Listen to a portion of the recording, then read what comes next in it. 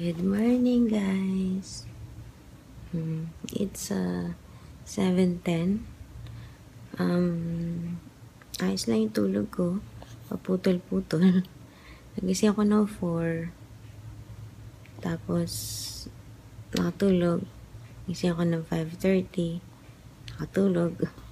Tapos, nagising ako ng 6:30. Ay ko. And yan. Medyo nagsusore na ang aking nipples. Dahil, ewan ko, okay naman yung latch niya, pero siguro, ganun talaga first few days. Dahil kakasipsip ng kakasipsip. Pero, tolerable pa naman. Anyway, I just remembered today is our 4th year wedding anniversary. Kahit si daddy siguro wala rin sa isip. Kasi right now it's not a big deal, no? Ito ang big deal Ano ba ngayon? Yeah, 2015. 4 years na. So, yun. Hopefully, ma-discharge na. Pero parang di abot. Kasi yung charging ng room, tuwing pagpatak ng 11 o'clock ng umaga, parang considered another day. So sabi ko, sana kung i-discharge ako. Ngayon na, sabihin na ngayon. Kasi matagal mag-asikaso ng paper sa cashier. So yun, alam ko, mag-newborn screening test pa to. Si Zach. Tapos, yung ubi ko, sabi niya pupunta siya at papalitan niya yung dressing ko. So, usually, kasi dati din, nung pinalitan niya yung dressing ko, that was the day na umuwi na ako. So, hopefully. Kaso, parang malabo. 7:10. Kung hindi pupunta na maaga yung mga tao, hindi ako makakauwi. Anyway, say na, good morning, guys. Guys, kain tayo. Tawag dito? Tuna na merong repolyo. May bell pepper. Ewan ko kung anong luto yan. Basta meron siyang konting sabaw. Kung wala ako konti. Let's eat.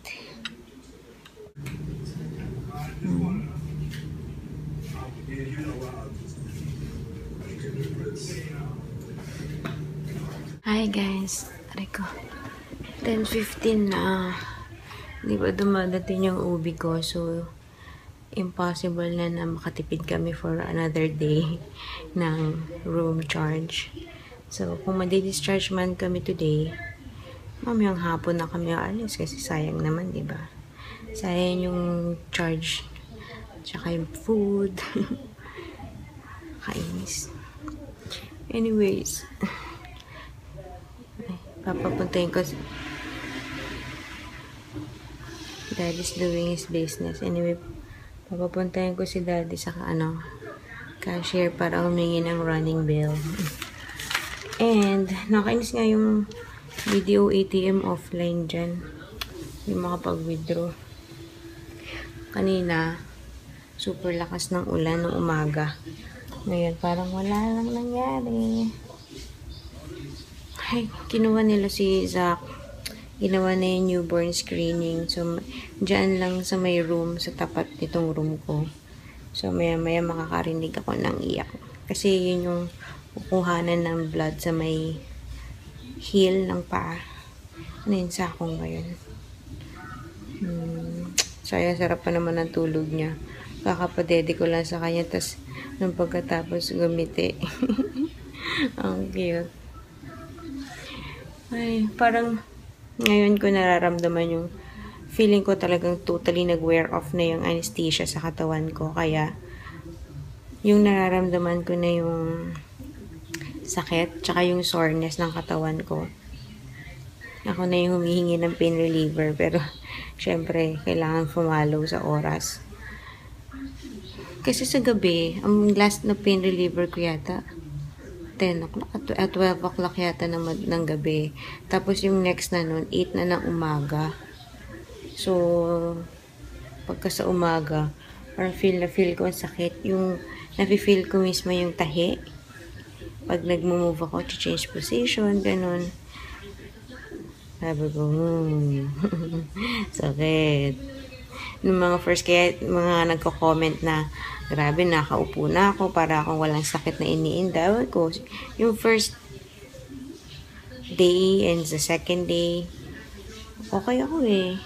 Siguro nga kasi meron pang kahit pa paanong remnants ng anesthesia sa katawan ko.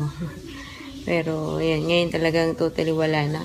Tsaka konti lang naman. Medyo may manas yung legs. Ganito rin yung nangyari kay Zeb nun.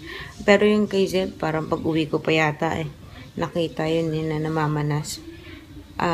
Effect daw yun ng anesthesia. Hindi siya talaga yung manas na yung pagbubuntis. Kaya, yung hita, binti, parang feel ko ang kapal-kapal. Ang hirap igalaw. Yeah, tsaka ang bigat. Riko. So, yun. Pero hindi naman siya ganun kataba. Wait. Ayan. Wait, hindi naman siya ganun sobrang kamanas. Pero, parang feeling ko kahapon yata medyo mas mataba. Hindi naman siya konti. Yun lang. He's back na. Konting iyak lang daw. At hindi ko nga din narinig eh. Kala ko maririnig ko dito. Hello. Ano iniisip mo naman? Parang ang lalim naman ang iniisip mo. Usus naman yun. Hi. How was your exam? After 2 to 3 weeks po din. Oh? May irik ka ba? Your business? Okay. Ito nga pala yung free from the hospital na diaper bag. Ganito din yun kay Zeb nun last year. Hindi mo lang nagbago yung kulay. Neon green eh, no? So, may laman siya. Freebies, pero I'm sure binayaran namin to. Or parang kasama to sa, I don't know, pero free. So, merong 2 pack ng Pampers newborn. Mag-haul tayo. And then, actually, parang mas konti yung laman this year. Parang dati, mas maraming laman yung kaya Tapos, Cycles na laundry detergent for babies at saka baby lotion. Sample size. And then, Lactacid na baby bath at saka for mommy. Sa akin naman. And then, ito yung napalalunan ko before. Naalala nyo kung nanood kayo ng vlog na nalo ko dati. Yung Smart Steps na detergent and softener. Sample size. Ano to? 4 pieces. And then, last one. From Johnson. Ang laman niya ay ayan, wipes and baby bath. Ayun lang. Tsaka baby book. Ewan ko kung dito kami magpapacheck up. Pero ang ganda. Hindi kasi, di ba usually mga baby book yung mga sponsored ng mga gatas, formula milk. Breastfeeding, din sila, advocate, ang Asian. So, hindi pwede gumamit ng baby book. Yan. So, yun na yung laman. Feeling ko mas maraming freebie nung kay Zeb. Tsaka, nung last year kay Zeb, merong kasamang photoshoot. May free photoshoot. Ngayon, parang wala na. Sayang. Yun lang. Zach, ba't ang sama ng tingin mo? Are you Zach or are you Zeb? Yan, ang kakambal ni Zeb na lumabas 19 months after. Na late ng labas. Kaya pala laki ng tiyan ko. Yes. Anyways, tumawag yung ubi ko. Sabi niya, kung gusto ko na magpa-discharge, magpa-cut off ng 11. Sabi ko, sana. Sabi niya, nandun pa kasi siya sa kabilang ospital. Niya, pero itatawag niya na lang daw. So, yes. Buti nga, tumawag siya mga 5 minutes before 11 eh. Yung cardigan, dadaling ko na lang yun separately. So, yun, sana umabot. Para hindi nadagdag sa another day. Hi guys, nandito pa din kami. So, hindi natuloy yung ano. Well, I think uwi na ako today, pero yung cut-off, hindi na kami umabot kasi super last minute. Nagsabi yung OB ko, yung kailangan OB and pedia dapat sabay, may go signal. Nung time na na-confirm na sa pedia, too late na. So, I think half day, parang yun narinig ko sabi ni pedia, half day charge, if there is such a thing. So, dito pa rin kami. We just had lunch. Caldereta daw yun, sabi ni Daddy. Tapos, may toge. And dessert is parang lychee jello. Tapos, merong soup. Masarap yung sabaw. Hindi ko alam kung ano yun. Excuse me. So, yun. Sayang nga eh. Sabi nga ni Jong, kung hotel sana to, nakapag-swimming pa daw si Zeb. Kung nasa hotel kami. Kaso wala eh. Anyway, ang sarap ng tulog ni ano. Nandun siya. Kanina pa siya tulog after paliguan, 11? And ano na, quarter to 1. So, maya papatindihin ko. Hintayin na kami advice. Tsaka dadaan pa yung doctor, yung OB ko eh. So, hintayin namin siya.